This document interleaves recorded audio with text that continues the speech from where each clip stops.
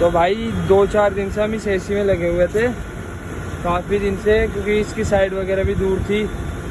तो काफ़ी दिन बाद पता चला कि इसका कंप्रेसर ख़राब था, तो कंप्रेसर ला के बदल दिया। उसके बाद गैस छोड़ने के बाद इसमें गैस हो जाती है चोक। उसके बाद हमें पता चलता है इसका ये एक्सटेंशन वाल्व ख़राब था। तो ख़राब वाला तो ये रहा, ये ला के हमने नया डाल दिया इसमें। तो ये डालने के बाद अब एसी सही चल रहा है।